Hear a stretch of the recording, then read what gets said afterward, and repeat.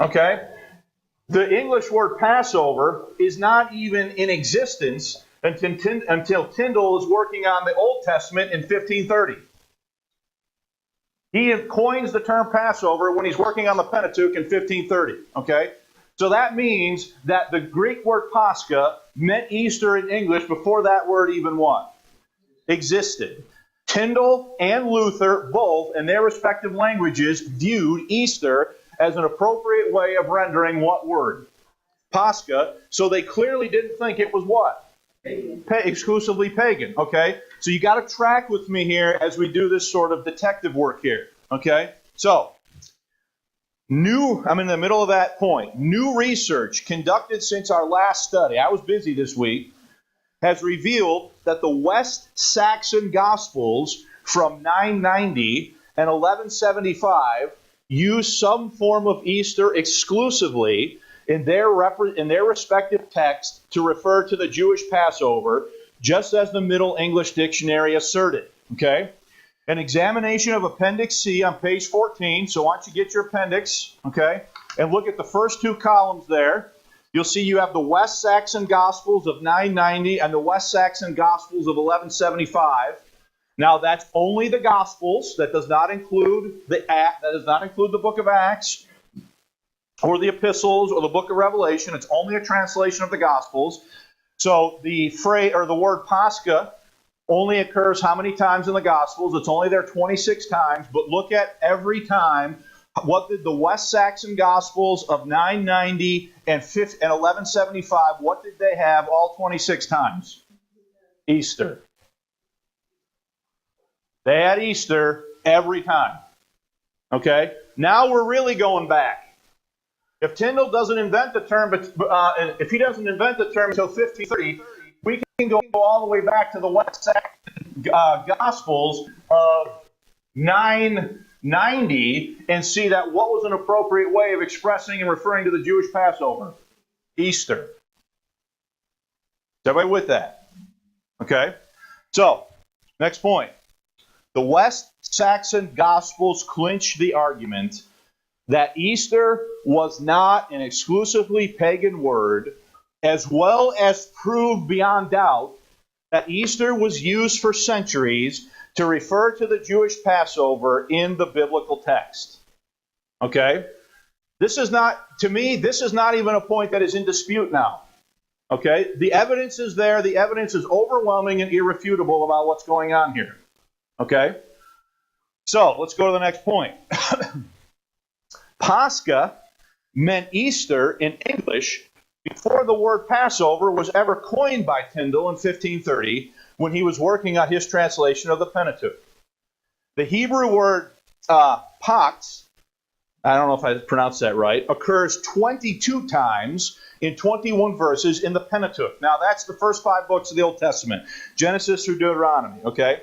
As previously stated, the English word Passover did not exist before Tyndale invented it in 1530. The Oxford English Dictionary confirms this by reporting that the first known usage of Passover in English was in Tyndale's translation of the Pentateuch in 1530. Okay? Now, if you go to page 12 in your notes, you will see a picture, Appendix A, of the entry in the Oxford English Dictionary for Passover. You will see that it is related to the festival commemorating the liberation of the Jewish people from Egyptian bondage. And what is the first dated occurrence of that word offered there? 1530. That word didn't exist. That word was never used until Tyndale coins the term when? In 1530. Now, Tyndale is, think about that. Tyndale is translating the Old Testament and he encounters the story where the angel of death what? Passes over. And so Tyndale says, okay, we gotta have a better word now to what? To explain this, right? And so he picks a word that is descriptive of that action, right? And so he literally coins the term to describe what happened there. And he does it in 1530 when he's working on the Old Testament, right? But when he was working on the New Testament, he used what? Easter, okay? So it's not until 1530 that he invents the term. So Pascha meant Easter before Passover is even what? Even invented or even a word in the English lexicon. Okay? So, in summation, in English, the Jewish feast day of Passover was known as Easter before the word Passover was even invented. Okay? Now, go to page 4.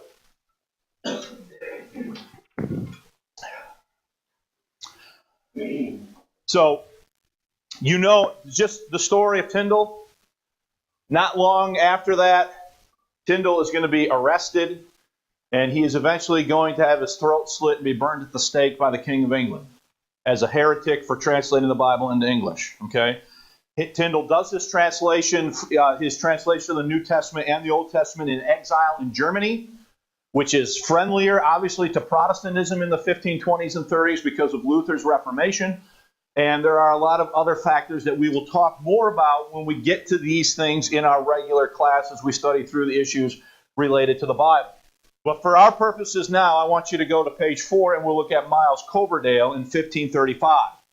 In 1535, Miles Coverdale published the first complete translation of the Hebrew and Greek into English. Recall from above that Wycliffe's earlier work from the late 1400s, it should say late 1300s, had been a translation of the Latin Vulgate into Middle English. Coverdale had access to Tyndall's work to inform his translation on the New Testament as well as the Pentateuch. Okay? So when Coverdale goes to translate, does he have access to Tyndall's New Testament? Does he have access to the Genesis through Deuteronomy, what Tyndall did? The rest of it, he's got to do what?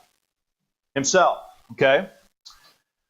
So, Coverdale had access to Tyndall's work to inform his translation on the New Testament as well as the Pentateuch. This does not mean, however, that Coverdale followed Tyndall with verbatim identicality. Above we saw that all 22 times that the Hebrew word for Passover occurred in the Pentateuch, Tyndall rendered it as Passover in English. Of those 22 occurrences in the Pentateuch, Coverdale translated as Passover 5 times and Easter 17 times. Now what does that tell you? That tells you that just because he invented the term in 1530, that term immediately replaced Easter as a way of describing the Jewish Passover. No. Go back to your table. Okay? Find the column that says Coverdale.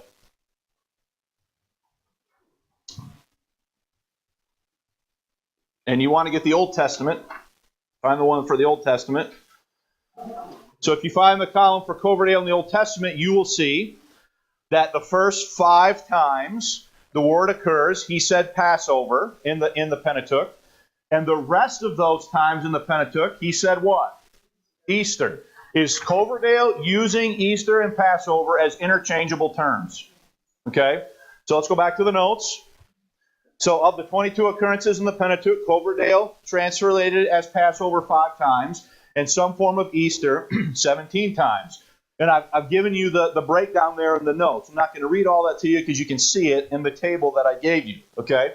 So, all told, of the 48 occurrences of the word Passover in the Old Testament, 25 times Coverdale used the English word Easter. The remaining 23 times he used the English word Passover. Therefore, it is clear that Coverdale viewed Easter and Passover as interchangeable terms to describe the Jewish feast. In fact, in 2 Chronicles 30, Coverdale uses the terms interchangeably in the same context. Okay? So, look at 2 Chronicles 31. Now, you're going to look at this and say, I can't read this. That's fine.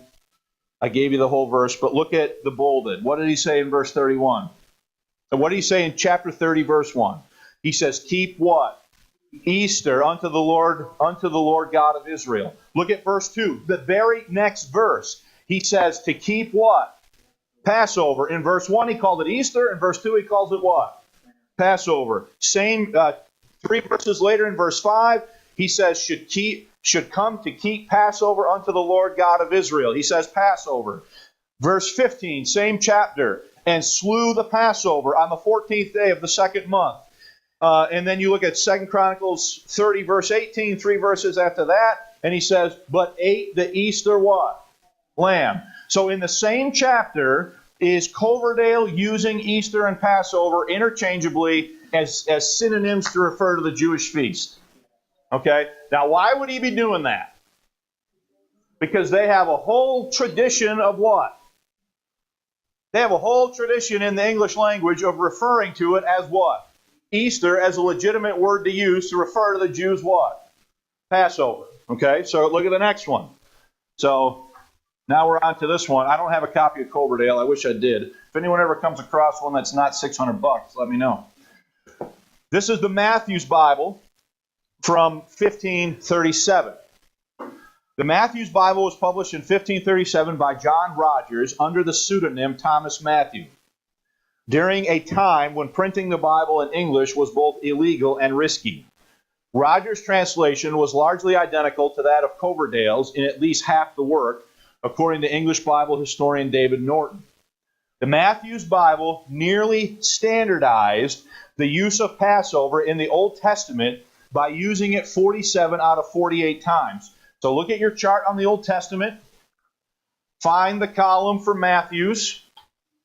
Run your eye down that column, and you will see Passover every time except which time? Except Ezekiel 45, where it's what? Easter. Okay, now do you see? Just observe what's happening. Okay? What's happening? Is Passover gaining more acceptance as an appropriate way of expressing the Jewish Passover as time is going on here? Okay? But is it still used exclusively to refer to the Jewish Passover? Not yet. Okay? So, go back to the notes. The same, however, could not be said for the New Testament. Rogers followed Tyndale in translating the Greek word Pascha as some form of Paschal 3 times and some form of Easter 26 times. The verses in which these various forms are used are identical between the work of Tyndale and Rogers. So get your New Testament chart. Look at Tyndale. Look at Matthew's. And you will see that they are identical. Matthew's is using Paschal in the same verses that Tyndale used, and he's using Easter in the same verses that Tyndale used. Okay? So once again, are these still being used as interchangeable terms? So Matthew's Old Testament uses Passover every time except what? Once. But his New Testament is still using Easter 26 out of 29 times. And does not yet include what in the text? Does not yet include the word Passover in the New Testament text in 1537. Okay? So you can see that there, therefore, in the tables. So, from this we see once again that Passover had not yet supplanted Easter as the preferred English translation of Pascha. So then we go to the next translation, which is the Great Bible of 1539. The next English translation, again conducted by Miles Coverdale, was the Great Bible of 1539, also known as Kramer's Bible because of the preface by the Archbishop included in the second edition onwards. This was the first major revision of Tyndale done under the auspices of the English Church. I do not have a copy of the Great Bible. I wish I did. And again, if you can find one for less than $1,000, let me know. Probably a lot less than $1,000. But if I can get one, I want to get one. Okay? In terms of the Old Testament, the Great Bible was similar to Matthew's in that it used the word Passover 47 out of 48 times. Okay? The Bible, like Matthew's Bible, utilized Easter in Ezekiel 45:21. And I've given you the verses there. And again, you can look at your chart of Old Testament occurrences, and you can see that both Matthew's in 1537 and the Great Bible in 1539 have Passover every time in the Old Testament, except how many times? 1. Okay? The same, however, could not be said for the Great Bible's New Testament text. Of all the Reformation-era Bibles published we have looked at so far, the Great Bible exhibits the most diversity in terms of how the Greek word Pascha was translated in the New Testament. In fact, there is an almost 50-50 split between Easter and Passover in the Great Bible's New Testament. Of the 29 times that Pascha occurs in the text, the Great Bible uses some form of Easter 15 times, and Passover how many times? So this is the first time we see anyone ever translating Pascha as what? Passover. And it's almost an even split between how many times they said, how many times it was Passover and how many times it was what? Easter. Okay, so you can see that. If you look at your table there for the Great Bible, you can see that 50-50 split highlighted for you as you look at the different uses of each one. Okay? So, furthermore, the Great Bible uses the words interchangeably within the same context in multiple different passages. So, Matthew 26:2, he says, "Ye know that after 2 days shall be Easter." Matthew 26:17 says, "Eat the Passover." The very next verse, Matthew 26:18 says, "I will keep mine Easter with my disciples." So verse 2 said Easter, verse 17 said Passover, verse 18 said what? Easter. Verse 19, the next verse, says what? Folks, 3 verses, verse 17, verse 18, verse 19, twice it's Passover, once it's Easter. If you take all of Matthew 26, 2 times it's Easter, 2 times it's what? Passover. Now, in that context, is the Great Bible clearly meaning to use that word to refer to this? Those 2 words refer to the same thing. Yep. Absolutely. That's the only way that even makes sense. Same thing in Luke 22:1. He mentions Easter, and then in Luke 22, verse 7, 8, 11, 13, 15, it was Passover. But the chapter started off with Easter. You look at John 18:28, it's Passover. A few verses later in verse 39, it's what? It's Easter. Okay? So, translated in 1539, 9 years after Tyndale coined the term Passover in 1530, the Great Bible is the first English New Testament to connect the Greek word Pascha with the newly minted English word Passover. Moreover, the move to Passover, nearly half of the time in the Great Bible, is representative of a growing acceptance and confidence in the word Passover's ability to communicate the sense of the Greek text in English. Mark well, however, that it took 13 years, 1526 through 1539, for the Greek word Pascha to be connected with the English word Passover. Even after the word Passover was invented, it took 9 years and 3 English translations for the connection between Pascha and Passover to be formally established. Therefore, the notion that Pascha never meant Easter in English is completely false. The connection had been established and in use for 13 years in 3 different English translations before Passover first appeared in the New Testament text of an English Bible. Now, folks, we're just making the case here, right, about what's going on. The case to me, when you actually look at it, it's a slam dunk case. They're using Easter, the English, they're using Easter as an appropriate way of saying what? Passover, and they're using it how? They're using them interchangeably. So, that means that anybody that says to you that Pascha never meant Easter doesn't know what they're talking about. And they've never spent 10 seconds looking at it, or they would have known this. Okay? I know that sounds somewhat uncharitable, but it's true. You get on the correct Bible, you get on the correct software program, and literally in 30 seconds, you can see what's going on here. Okay? Do you mind shutting the door, Ron, please? So then we get to the Geneva Bible. Okay? So after the publication of the Great Bible in 1539, the English-speaking world would have to wait 18 years before a new translation of the Bible would appear.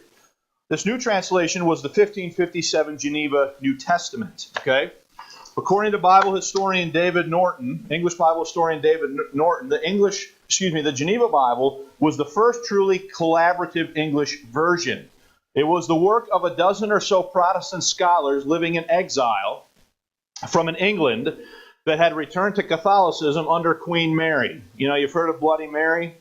She got that name by executing Protestants. Okay?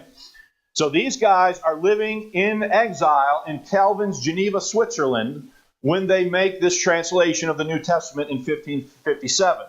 The leader was William Whittingham, who had produced a remarkable preliminary draft in the 1557 Geneva New Testament. Okay? 3 years later, in 1560, a complete Bible would be published by these Genevan exiles. Okay? Now, here's the point. Rather than follow the Great Bible in expanding the use of Passover in the New Testament, the 1557 Geneva New Testament significantly reversed the trend. So if you saw a trend in the Great Bible of turning to Passover more often, in 1557, the Genevan exiles, they reverse that and go back to using what word? Easter for their New Testament. Okay? Now, the English word Passover is only found 3 times in the 1557 Geneva New Testament. And if you look at your table here, and you look at Geneva New Testament, 1557, you'll see in that column that Passover is only there how many times? 3 times. Matthew 26:17, Matthew 26:19, and Luke 22:7. Twice the term Paschal Lamb is used in Mark 14:12 and John 18:28 by the Genevan exiles, a phrase that did not appear at all in the Great Bible. The remaining 24 occurrences of Pascha were rendered as some form of Easter in the 1557 Geneva New Testament. One similarity between the Great Bible and the Geneva New Testament was that Passover and Easter were used interchangeably in the same passage.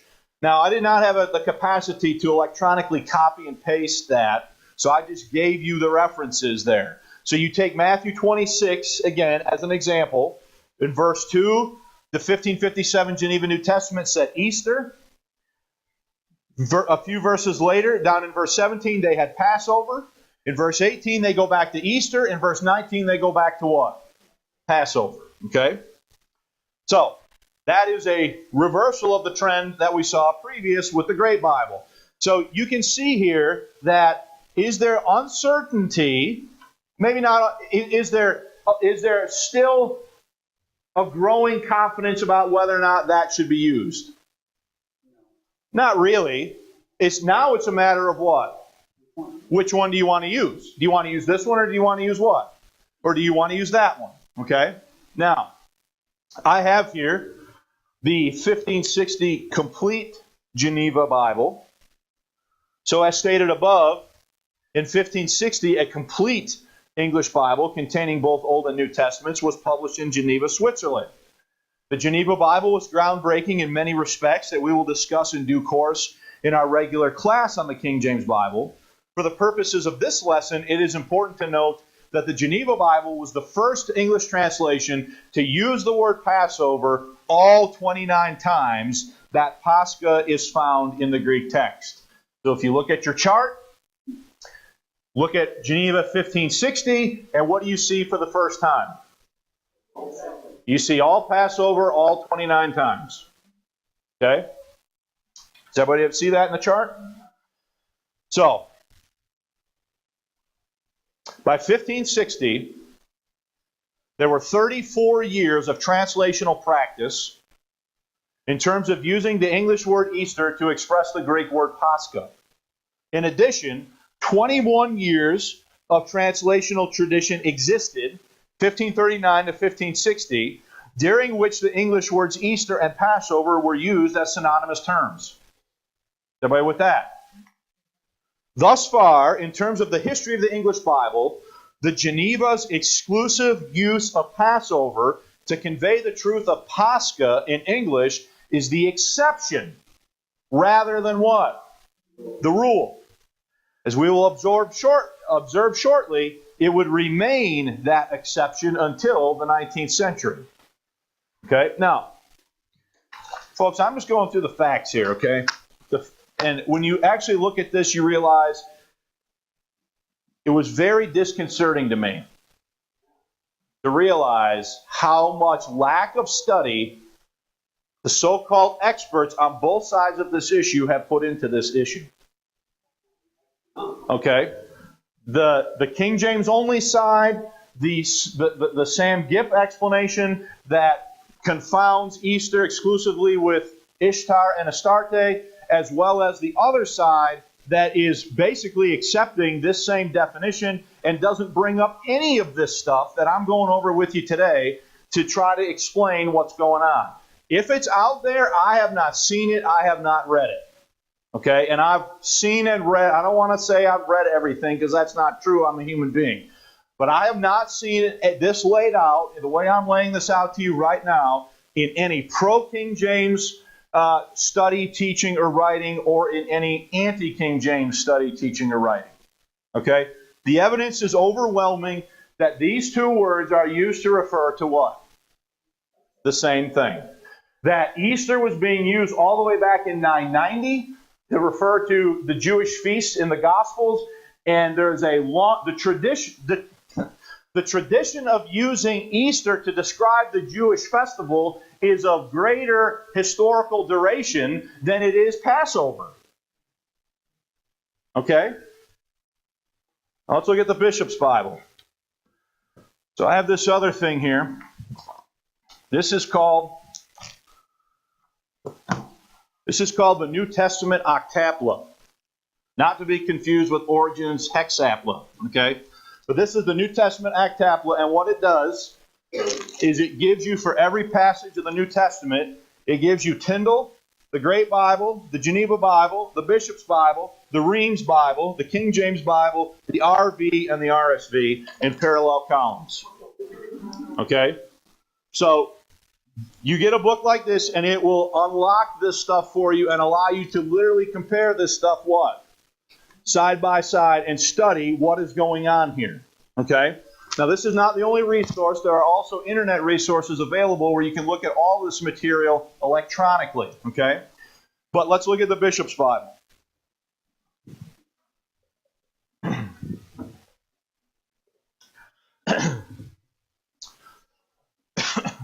Hang on a second. Okay. The Bishop's Bible of 1568 was the second official Bible of the English Church.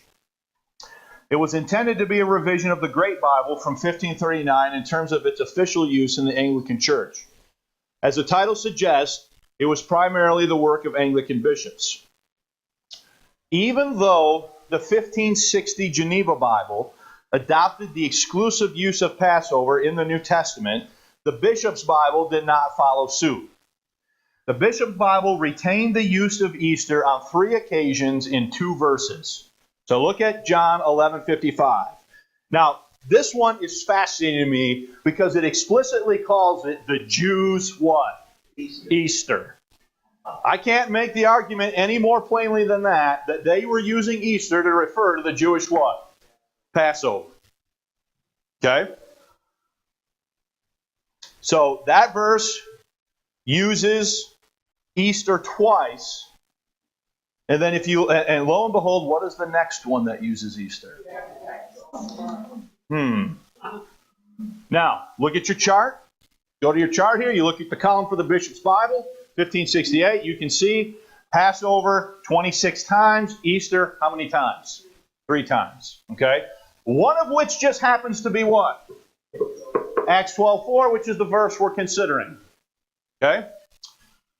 Now, it is clear from an examination of the context of John 11:55 that with what the Bishop's Bible calls the Jews' Easter is elsewhere, is everywhere else in the Gospels referred to as Passover, Furthermore, 3 verses later, in John 12:1, the Bishop's Bible mentions what? Passover.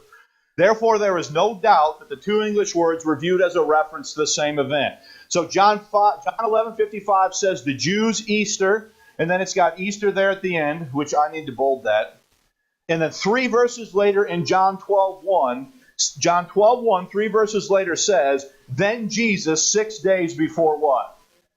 Folks, Is the Bishop's Bible using Easter and Passover interchangeably to refer to the Jewish Passover, the Jewish festival? Absolutely. Now, do we have huge precedent for them doing that as a perfectly legitimate thing? Yes. Okay? So the rendering of Easter in Acts 12:4 in the Bishop's Bible is of critical importance. First, is there any reason within the Bishop's Bible to think that Easter in Acts 12:4 is referring to something different than the Jews' Easter in John 11:55, i.e. the Jews' Passover? There's no reason for that. Peter's arrested during what? Unleavened bread in Acts 12:4. The context is Jewish. Herod is doing what he's doing there to please who? The Jews. Okay? Second, well, let me get back to the point. I got ahead of myself. I'm sorry. The rendering of Easter in Acts 12:4 in the Bishop's Bible is of critical importance. First, is there any reason is there any reason within the Bishop's Bible to think that Easter in Acts 12:4 is referring to something different from the Jews' Easter in John 11:55, the Jews' Passover? John 2:12 says the Jews what? So John 2:13, says Jews' Passover. John 11:55 refers to it as Jews what? Easter. And Acts 12:4 is Herod doing something to try to please the Jews? Okay? He is. Okay, we'll study that next week. But second, let me find my 1611 here.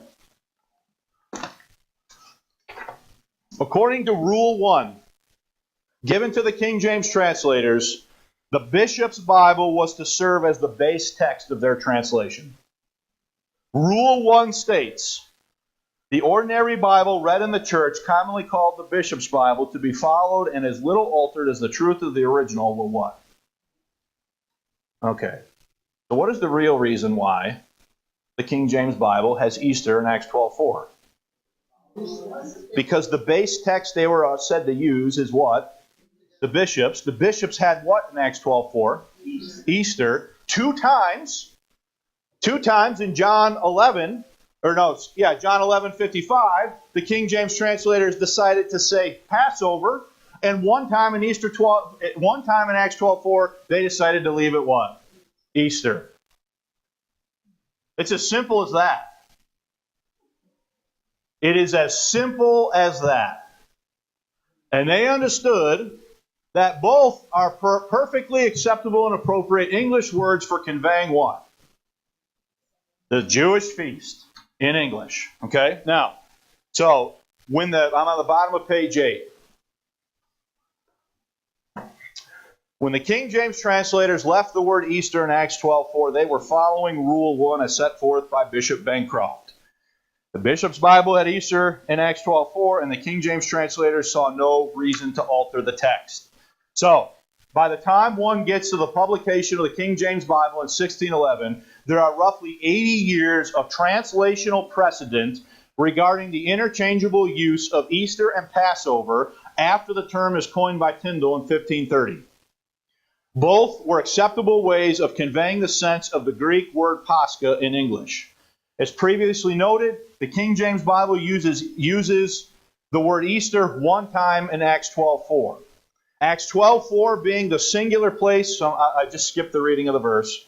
Acts 12:4 being the singular place that Easter is used by the King James Bible means, of course, that the translators altered the bishop's text in John 11:55 from Easter to Passover. The Second Oxford Company did the translation work on the four Gospels as well as the book of Acts. Twice they elected to change the rendering of Pascha from Easter to Passover, and once they decided to leave it what? Easter. When the translators made this decision, were they intending to refer to a pagan festival celebrated by Herod in Acts 12:4, or were they simply using an acceptable English synonym for Passover? Amen. Given the totality of the evidence presented in this lesson, it makes far more sense to view Easter in Acts 12:4 12:4 as a reference to the Jewish festival of Passover than it does to think that the King James translators ascribed a meaning to the word Easter wholly apart from the way the word was used and understood in English, in the English Bible, up to 1611. In short, when they used Easter in Acts 12:4, they were referring to Passover, not a pagan festival celebrated by Herod or a Christian holiday as asserted by the King James Version today. Okay? Now, we've gone through almost an hour worth of, probably for some of you, monotonous historical detail to prove a point. Okay? So, once again, the Oxford English Dictionary bears this out when one considers the second definition of Easter offered therein. Definition number 2 equals Passover. So the Oxford English Dictionary is saying that Easter equaled what? Passover in what? In meaning. Okay? And it says that it is equal to definition 1. So now only in Jewish Easter, or with other contextual indication, is what the OED says about that. So, the OED says that the second meaning of Easter is equal to the first definition of Passover. The first entry for Passover in the OED, to which the second meaning of Easter equates with, reads as follows. The major Jewish spring festival which commemorates the liberation of the people of Israel from Egyptian what? So, the English dictionary is telling you that that meant the same thing as what? That. Did this word exist all the way back to the 990s in Anglo-Saxon as an appropriate way of describing the Jewish feast? Yes. This word doesn't even exist until 1530 when Tyndale what? Coins it out of nothing. He just invents the word. You know, we didn't have enough time to talk about that, but that's brilliant. For Tyndale to invent Passover to describe this, it even sounds the same as the Hebrew word. The sounding, Passover and Paschal, the Hebrew word, they even sound what? Tyndale was a genius. We don't have time to get into everything about Tyndale right now. But my point is the dictionary telling you that those two things mean the same thing? Okay, now, here's where the cheese gets binding. So according to the OED, Easter and Passover mean the same thing. Clinching the point are the historical word usage examples provided for the OED's entry for Easter, 2 of which are scriptural in nature.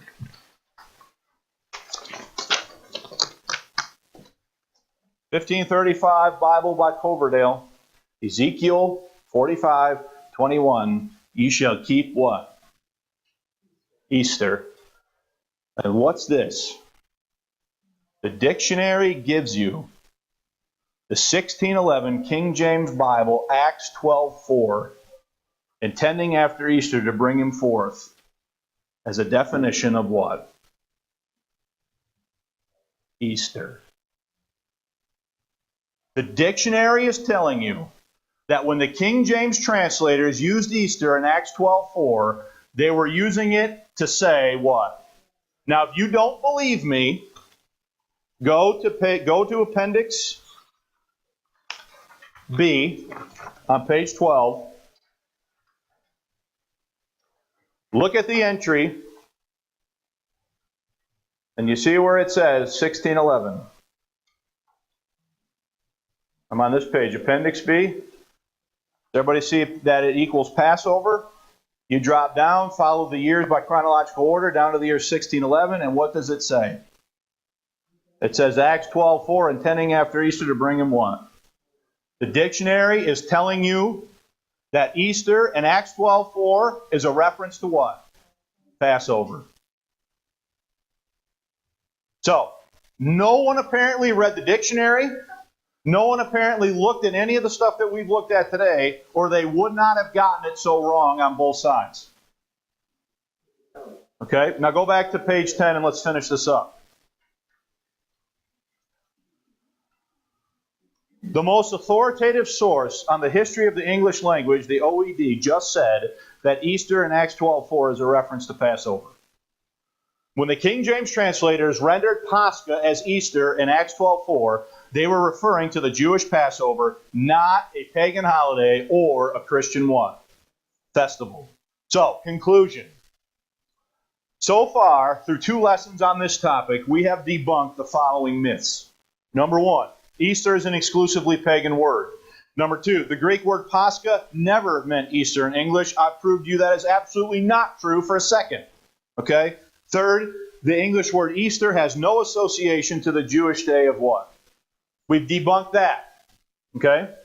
Moreover, we have proved beyond historical doubt that Pascha meant Easter in English before the word Passover even existed.